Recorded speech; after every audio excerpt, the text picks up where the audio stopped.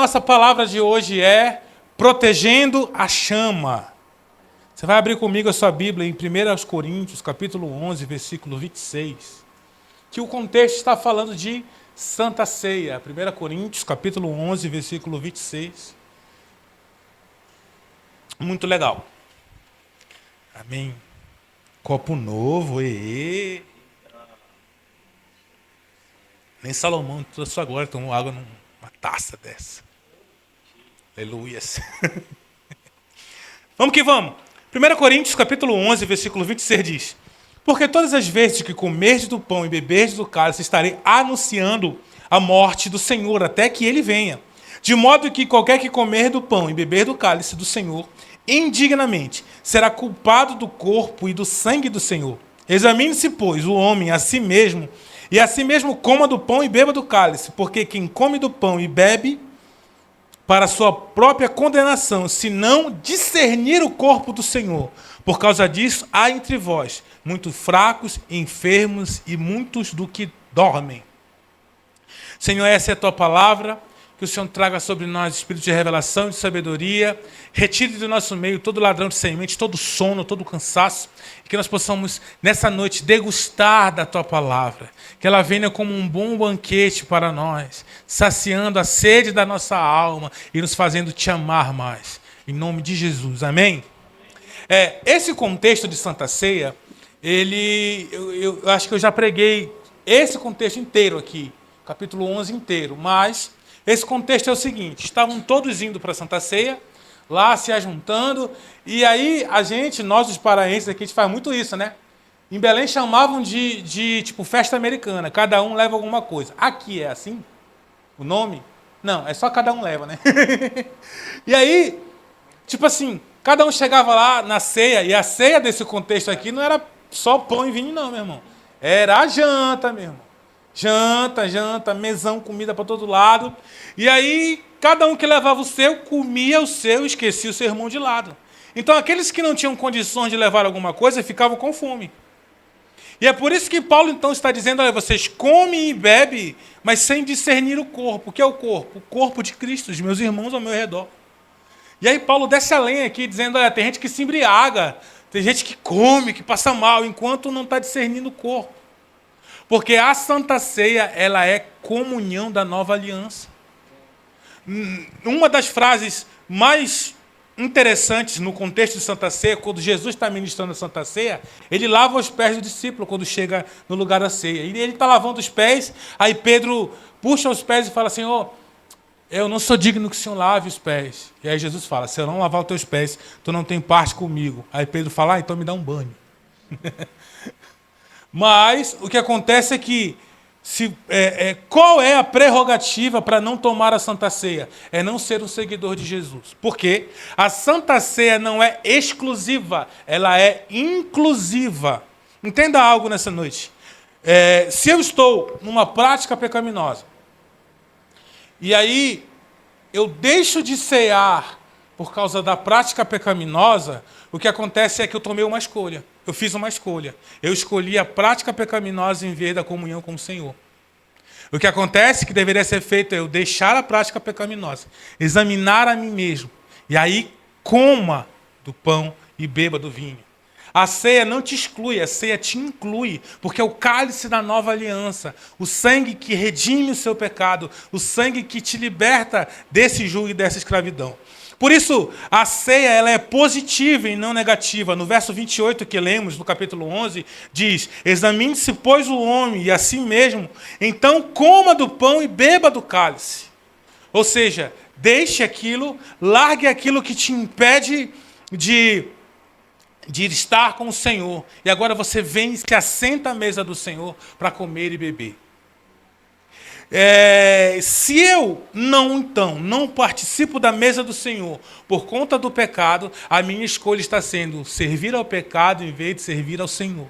Se eu estou escolhendo continuar numa prática pecaminosa e não me arrepender disso para estar com o Senhor, então eu estou virando as costas para o Senhor e dizendo: eu prefiro o meu pecado do que ter comunhão com Deus. Isso é terrivelmente. E aí, por quê? Porque hoje a gente vem falando sobre algumas coisas e essa palavra ela faz parte de uns 2 quartos na mesa atrás, de uns 2 cultos atrás.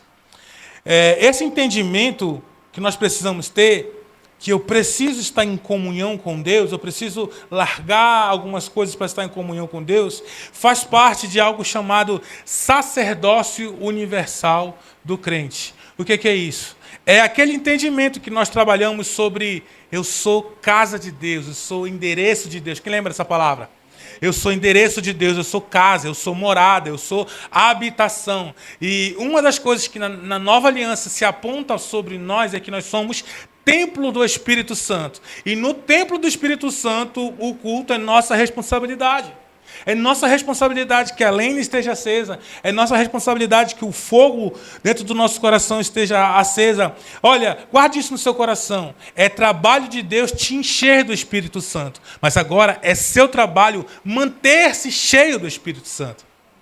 Quem te enche do Espírito Santo é Deus, mas quem se mantém cheio é você. Por isso que Paulo diz, não vos embriagueis com vinho, onde há dissolução, mas enchei-vos do Espírito Santo, falando entre vós, salmos, hinos, com cânticos espirituais. Então, ele começa a dizer isso, porque nós somos e temos essa responsabilidade como templo de servir a Deus na nossa vida. 1 Tessalonicenses, capítulo 5, verso 23, vai nos mostrar que nós servimos a Deus em 3 níveis diferentes. E o próprio Deus de paz vos santifique completamente, o vosso espírito, a alma e o corpo sejam plenamente conservados e irrepreensíveis para a vinda do nosso Senhor Jesus Cristo. Então, você vê que tem gente que quer servir a Deus só no âmbito espiritual. Todo dia de manhã eu faço a minha oração. Todo dia de manhã eu leio a minha Bíblia. Mas depois que eu saio do meu tempo de oração, meu irmão, aí a minha boca é do inimigo. Falo o que quero, xingo como quero. A minha vida não reflete a Cristo, o meu corpo. E aí... às vezes a gente julga muito aqueles irmãos, né? A irmã do saião, o irmão aqui da camisa meio-dia bem aqui. Tudo bem que existem certos exageros, concordo, mas também há muita libertinagem em algumas coisas, né? E quase todo mundo que é contra o sistema se torna um rebelde, porque o cara é tão contra o sistema que ele acaba escandalizando muitas coisas. É tipo o cara que... eu acho exagero dizer que crente não pode beber, mas também o cara vive no bar agora bebendo. Sabe, não há equilíbrio. E aí, esse verso está dizendo para nós o seguinte, olha, não só espiritual, mas as suas emoções, a sua alma, o seu psique, o seu intelecto também precisa servir ao Senhor. O seu corpo também precisa servir ao Senhor. Todas as áreas, então, quando a gente olha para essas coisas, para esse relacionamento que precisa ser alcançado em todos os âmbitos, a Santa Ceia, ela é uma das proteções de Deus para a nossa vida. Por quê? Porque a Santa Ceia, ela faz eu me examinar. A Santa Ceia faz eu me perceber. A Santa Ceia, ela faz eu olhar para dentro de mim. E sabe... Quando a gente mergulha dentro de nós, a gente acha a razão de todos os nossos problemas. Mas quando você mergulha em Deus, você acha a solução para todos eles. Toda vez que você para observar você corre um grande risco de cair em depressão. Se você não tiver Cristo para te ajudar e te tirar daquele lugar. Porque quando você para e olha para o caos que é o seu coração, para o caos que é a sua mente, para o caos que é dentro de você... Muitas vezes algumas pessoas vão se assustar. Lembro de assistir uma entrevista que o repórter entrevistou o maníaco do parque. E aí, quando ele saiu da entrevista, aí perguntaram para ele, quem mais te chocou? Ele falou, o que mais me chocou não foi os crimes que esse homem fez. O que mais me chocou foi descobrir que eu tenho potencial para ser tão mal quanto ele. Então, quando a gente mergulha dentro do nosso eu, a gente descobre algumas coisas terríveis. Terríveis. E aí, quando a gente, então, Começa a lembrar dos sacrifícios de Jesus. Começa a lembrar de onde nós saímos. Sempre nos traz uma centralização, sabe? Sempre é bom rever algumas coisas. Sempre é bom rever os seus motivos. Sempre é bom você responder os seus porquês. Eu sou um dos caras que mais incentiva você a buscar a resolução de suas dúvidas. Porque tem gente que tem dúvida e diz, é só uma dúvida, deixa lá. Não. Aquilo que você não vence hoje, amanhã vai te vencer. É muito importante você resolver as suas dúvidas. É muito importante você resolver as suas questões. É muito importante você trazer à tona muitas coisas. E um mergulho, muitas vezes, a uma consciência lavada pelo sangue de Jesus, a uma mentalidade inspirada pela palavra de Deus, vai te trazer centralidade novamente. Vai te trazer para o eixo. Vai livrar de algumas inflamações da nossa alma, do nosso coração. E esse autoexame deveria ser feito rotineiramente. Senhor, como eu estou na tua presença? A Ellen falou lá do The Chosen, né? Tem umas coisas muito interessantes lá. Tem um rito judaico chamado Dayenu. Essa palavra Dayenu, ela significa já é o bastante. E aí, antes deles começarem a comer, eles fazem um Dayenu. O que é isso? Todos que estão na mesa começam desde o Êxodo e começam a falar até onde eles estão atualmente. Eles falam assim, se Deus só tivesse me tirado do Egito, aí eles falam, Dayenu, ou seja, já seria o bastante. Aí o outro fala, se Deus já tivesse me tirado do Egito e não aberto o mar vermelho, aí todo mundo, Dayenu, já seria o bastante. Se Deus tivesse me tirado do Egito e não aberto o mar vermelho, e não me introduzido na terra de Canaã, na terra que emana leite e mel, já seria o bastante. E eles começam a lembrar a vida deles. Eu achei isso interessantíssimo. Não que agora eu vá ajudar essas coisas, não é isso. Mas é pensar, cara. Se Deus não me tirasse do mundo, se Deus só me tirasse do mundo e não me desse um chamado, já seria o bastante. Se Deus, além de me tirar do mundo e só me desse um chamado, já seria o bastante. Mas se além do chamado, Ele tivesse me dado os amigos que andam comigo, aqui vocês, cada um de vocês, já seria o bastante. Se a gente nunca tivesse saído de um apartamento, já seria o bastante. Se a gente nunca tivesse um ambiente como esse, se a gente nunca tivesse comprado esse ar-condicionado, se a gente nunca tivesse conhecido outras pessoas, se a Sara e o Éder não estivessem aqui, já seria o bastante. Se o Paulo não estivesse aqui, sabe, se as coisas que Deus fez fossem reduzidas só à nossa salvação, já seria o bastante para nós. E a gente precisa desse coração de gratidão. Por quê? Porque sem essa gratidão, e aí a gente falou domingo passado sobre discernimento espiritual. E sem uma gratidão, a gente começa a não ver aquilo que Deus está fazendo. A gente começa a ser cego para algumas coisas. A entender que nem tudo é dinheiro, meus amigos. Nem tudo é dinheiro. Dinheiro é bom e eu gosto, como dizia minha mãe. Mas não compra tudo, não. Eu sei que tem um meme aí. Dinheiro não compra felicidade, mas compra coxinha. Dinheiro não compra felicidade, mas compra açaí. Isso é muito legal zoar. Mas deixa eu te falar. Tem coisas que têm preço e tem coisas que têm valor. O dinheiro compra o que tem preço. O que tem valor, o dinheiro não compra. Então a gente precisa desse coração para começar a perceber alguma coisa. Só que esse compromisso dentro de nós, de manter a chama acesa, é nossa responsabilidade. Eu quero te contar uma história. Juízes capítulo 16. Nós vamos conhecer a história do irmão Sassá. Quem conhece? Porque vocês não são íntimos, eu sou íntimo, é Sansão. Piadinha de pastor, que tudo certo, passou, todo mundo respira, vamos lá. Gente, o irmão Sansão, ele era uma benção. Mentira, não era não. Juízes capítulo 16, verso 16. Simbora, vamos lá, diz assim. E sucedeu que, importunando ela todos os dias com suas palavras, molestando a alma dele, logo se angustiou até a morte. Meu Deus, que mulher chata. E descobriu-lhe todo o seu coração e disse: nunca passou navalha pela minha cabeça, porque sou nazireu de Deus, desde o ventre da minha mãe. Se viesse a ser rapada, ia sair de mim a minha força, e me tornaria fraco, e seria como qualquer outro homem.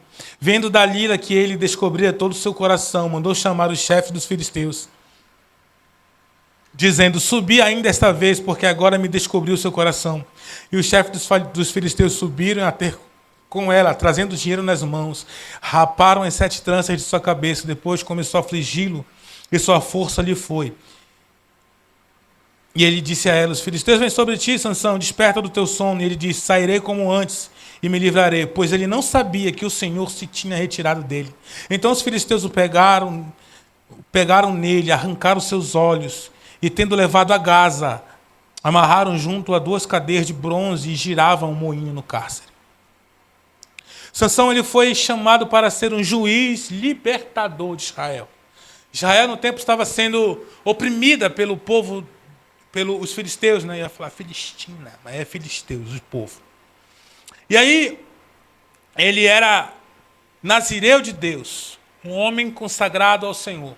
Então, não é que no cabelo estava força, não.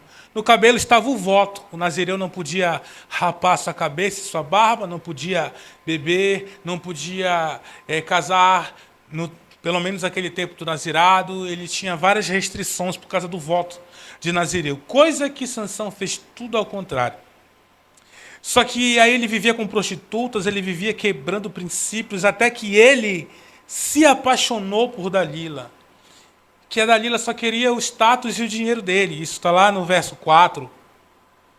Diz assim, do capítulo 16. Depois disso se afeiçoou a uma mulher do vale de Soreque, cujo nome era Dalila. Então os chefes dos filisteus subiram a ter com ela e disseram: persuade e vê em que consiste sua força, como poderemos prevalecer contra ele. Amarrá-lo assim para o afligirmos, e te daremos, cada um de nós, 1.100 moedas de prata. Disse depois Dalila a Sansão: declara-me, te peço, considera-me em que consiste a tua força e com que poderia ser amarrado para te afligir. Dalila não amava aquele homem. Dalila queria o lucro. Dalila era uma prostituta. Dalila era alguém que estava visando o lucro. Por isso que é importante, meus amigos, você ver com quem você está se relacionando. A pessoa com quem você vai se relacionar, ela pode acabar com a tua vida ou ela pode te jogar para cima.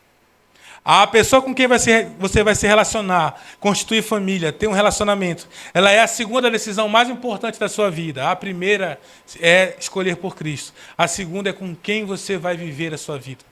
Porque essa mulher, ela estava visando lucro. Sabe qual é o nome disso? Prostituição. Todo relacionamento que visa lucro é prostituição. E existe hoje em nosso meio um alto nível de prostituição não explícita. Sabe o que é isso?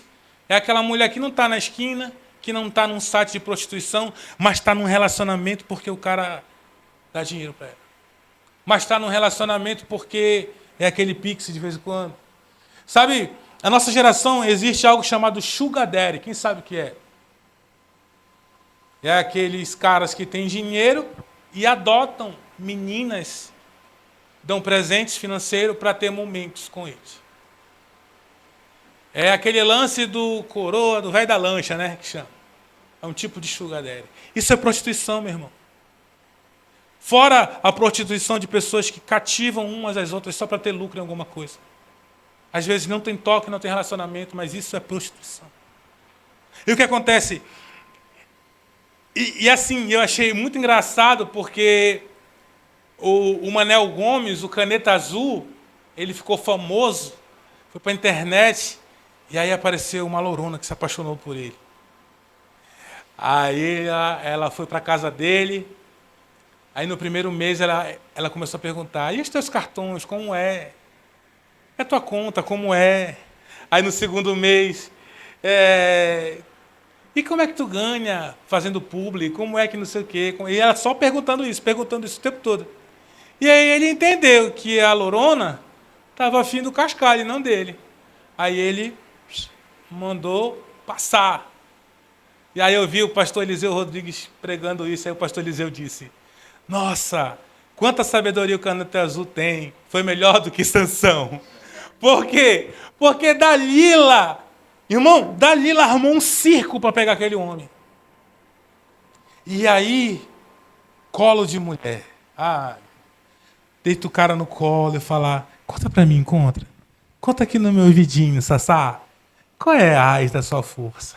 Aí ele começou a tirar ela. Ele começou a dizer, se me amarrasse com cordas novas, frescas, e aí eu seria preso facilmente. Aí ela amarra ele. Aí ela grita, lá vem os filisteus. Aí ele levanta, quebra a corda. Aí ela fala, você mentiu para Dadá. Sassá, deixa eu te falar, fala para mim. Não sei o quê. Tarará. Aí ele fala, não, se as cordas fossem secas, aí eu perderia a minha força. Aí ele dorme e ela faz o quê? Amarra com corda seca. Na segunda vez eu já mandava vazar. Aí ela grita, Sansão, os filisteus! Aí levanta, pá, quebra a corda.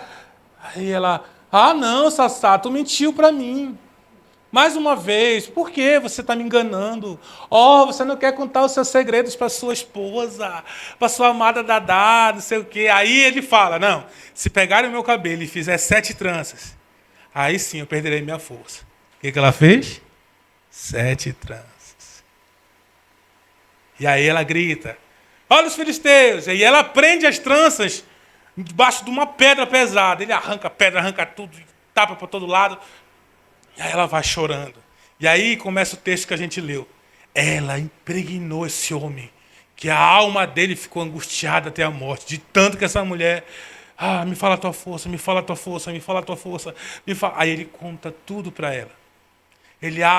A Bíblia diz que ele dá todo o coração, ele abre o coração dele para ela. E conta, eu tenho um voto com Deus. E se anular meu voto, o voto é a raiz da minha força. E ele entrega tudo para ela. Sabe, deixa eu te falar. Existe muita gente que está entregando todas as suas coisas de Deus para alguém. Sansão não protegeu a unção dele. Sansão não protegeu o que ele carregava de Deus. Ele foi dando estágios. Sabe, primeiro ele foi falando das cordas que não tinha nada a ver. Mas chegou uma hora que ele falou das tranças. Ela chegou muito perto daquilo que era o voto dele, a unção dele. A Bíblia diz no verso 17 que ele descobriu todo o coração, ele entregou tudo a Dalila. Ele deu tudo, ele deu a comunhão dele com Deus para ela. Ele entregou o voto que ele tinha com Deus para ela. Ele deu a unção que ele tinha para ela. Ele deu o seu relacionamento com Deus para ela. Sabe, quantos de nós, meus amigos, temos vivido assim, entregando para pessoas coisas que só deveriam ser de Deus? Irmão, deixa eu te falar uma coisa. Ninguém é digno de receber aquilo que só Deus pode receber de você. Ninguém, sem exceções. Quer ver um texto duríssimo? Lucas capítulo 14, verso 26. Olha esse texto. Diz assim: se alguém vier a mim e não aborrecer pai e mãe, mulher, filhos e irmãos e irmãs, ainda a própria vida, não pode ser meu discípulo. Quem não levar a sua cruz e não me seguir, não pode ser meu discípulo. Essa palavra aborrecer não é irritar, mas é amar menos. Amar menos. Quantos relacionamentos tiram a pessoa do altar? Quantos relacionamentos tiram a pessoa de uma vida íntima com Deus? Já vi isso 1, 2, 3, 15, 50 mil vezes. Tenho mais de 25 anos servindo a Jesus. Sempre eu vejo isso. O homem ou a menina começa servindo a Jesus, apaixonado, incendiado, e aí logo começa o relacionamento. Aí, cadê o homem apaixonado por Jesus? Cadê a menina? Acabou. Quantas e quantas vezes eu já vi também mães que amam aos seus filhos mais do que ao Senhor. Porque quando o filho tem a fase da rebeldia, da adolescência, da juventude, sei lá, e aí não quero mais ir para a igreja, aí a mãe também aí deixa de ir para a igreja. Quantos cônjuges Um esfria e o outro é puxado pelo esfriamento do outro. Já aconteceu comigo e com a pastora. Teve tempo que eu não estava bem. Ela continuou, meu irmão. E teve tempo que ela não estava bem. E eu continuei. E assim foi. E assim é até... Não é mais, graças a Deus. Mas, sabe, existem coisas que é o seu voto com Deus, a sua aliança com Deus. E se você entrega isso a pessoas, você está entregando, apagando a chama do seu coração. Você está deixando pessoas chegarem a um ponto de tocar naquilo que é mais precioso que você tem, que é o seu relacionamento com Jesus. Jesus disse que alguém que vive assim não é digno de ser discípulo dele. E hoje nós vivemos uma vida de comparação muito grande. Se eu estou numa igreja avivada, eu sou avivado. Se eu estou numa igreja bíblica, eu digo que eu leio a Bíblia. Se eu estou assim, mas se eu não tiver também... porque se eu não fizer discipulado, se eu não for para a oração, se eu não for para o quarto na mesa, eu esfrio. Meu irmão, deixa eu te falar. Amo a comunidade ID, amo o que a gente faz, as mesas, mas se você baseia a sua fé num quarto na mesa e numa mesa, você está lascado. A sua vida tem que ser baseada em Jesus e no relacionamento que você tem com Ele. Porque o dia que eu falhar com você, se Deus te pega, te dá um emprego, te abençoa, te manda lá para a ponta do Brasil, como tem uma irmã que nos assiste ao vivo, ela trabalha dentro de uma tribo praticamente, uma comunidade, lá perto, na Serra de Tianguá, e aí ela fica lá. Não tinha igreja até então, agora já tem. E aí? Mulher crente servindo a Jesus.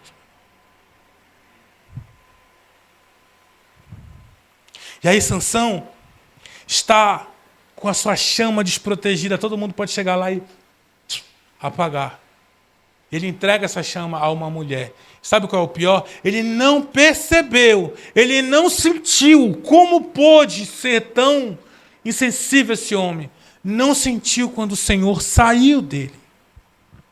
Olha o nível de queda que esse homem já havia vivendo. Olha o nível de afastamento de Deus que esse homem já havia vivendo. Sabe, tem muito crente que passa uma semana sem ler a Bíblia e tá normal. Tá bem, irmão? Tô bem. Tá nada, cara. Você tá frio, mano. Tem muito crente que passa uma semana sem orar, um mês. Você tá bem, cara? Tô bem. Tá não, cara. Imagina você casado, uma semana sem beijar a boca do seu cônjuge. Imagina você casado, um mês sem se abraçar, sem falar um com o outro. Por que com o Senhor seria diferente? Muitos de nós têm feito igual Sansão, deitado no colo de prostitutas espirituais que nos roubam da presença do Senhor. E a gente precisa, meu irmão, proteger a chama da presença. Ninguém pode tocar nesse lugar. O Santo dos Santos só cabe uma pessoa. É uma simbologia muito forte. O Santo dos Santos só um sumo sacerdote. E o Santo dos Santos do seu templo é você. Só você pode entrar ali. Só você pode estar com o Senhor. Só você pode ver a glória de Deus manifestada dentro de você. Não deixe ninguém roubar isso. Não deixe ninguém tocar isso. Não deixe ninguém apagar a sua chama. Perceba, sinta. E em Lucas capítulo 24, no verso 14, conta a história de 2 discípulos que caminhavam na trilha de Emaús. E diz assim, e iam contando entre si tudo aquilo que havia sucedido. Enquanto assim comentavam, discutiam, o próprio Jesus se aproximou e ia com eles. Mas seus olhos estavam como fechados, de sorte que não reconheceram. Deixa eu te falar, lá Sansão não percebeu quando saiu. E aqui os dois não percebeu quando chegou. Eles não conseguiam reconhecer a presença do Senhor. Sabe, as dores, as dúvidas, a distância, a frieza espiritual nos torna completamente inertes e insensíveis ao reino espiritual.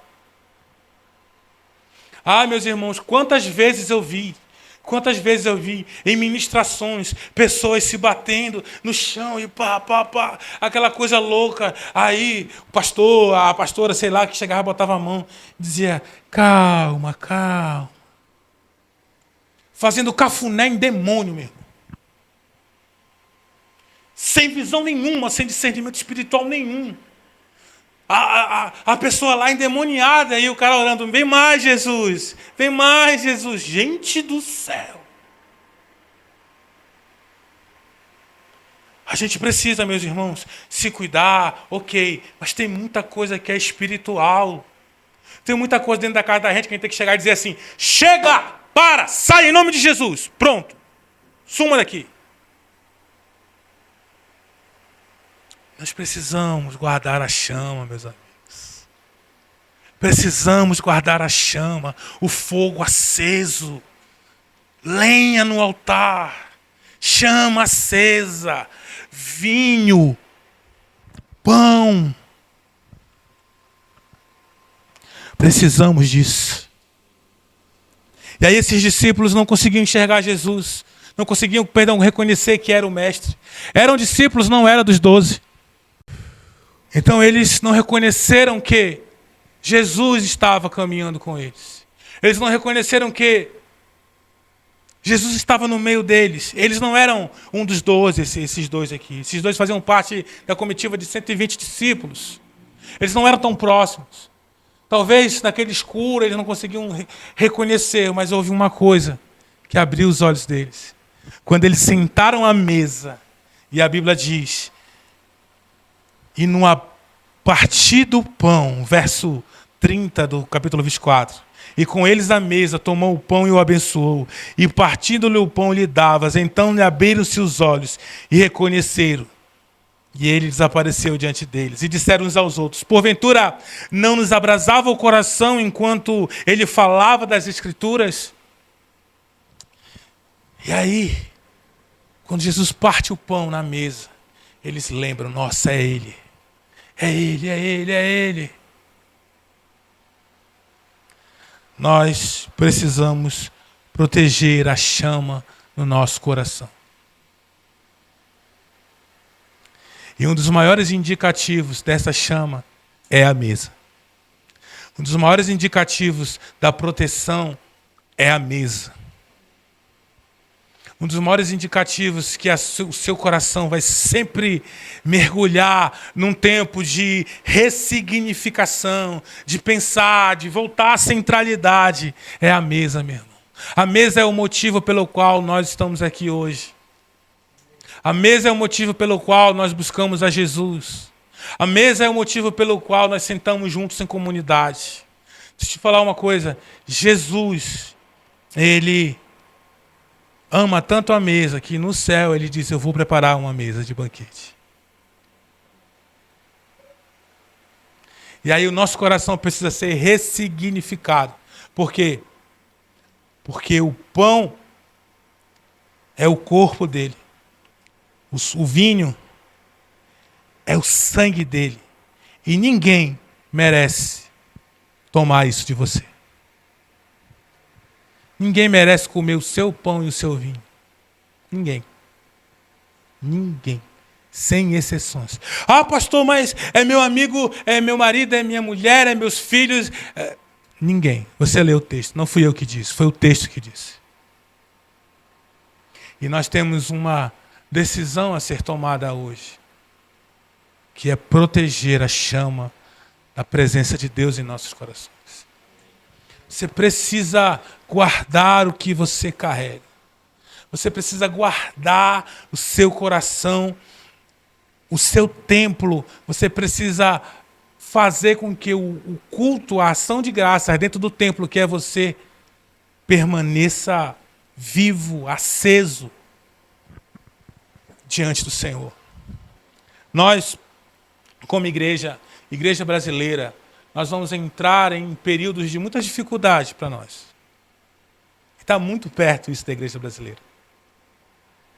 E aí, eu te afirmo que se em nós houvesse perseguições que os nossos irmãos aqui do lado da Bolívia passam, da Venezuela passam, talvez muitas igrejas que vemos hoje nem existiriam.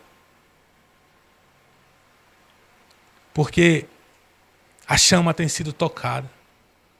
A chama tem sido ocupada pela prosperidade. A chama tem sido ocupada por relacionamentos, por network. A chama tem sido ocupada por fama, por dinheiro, por status, por posições, por cargos. E no frigir dos ovos, meus amigos, nada disso vai ser relevante. Quando Jesus te chamar para estar diante dele, a única coisa que ele vai dizer é: eu te conheço ou eu não te conheço. A única coisa, o maior critério para você adentrar os portais celestiais da glória de Deus é se você é conhecido por ele. Ele disse que aquele que não me negar, eu não negarei diante do meu Pai e dos seus anjos. Mas aquele que me negar, eu negarei. A diferença será: você conhece o Senhor? Como está a chama do seu coração nessa noite? A gente precisa guardar. Amém? Você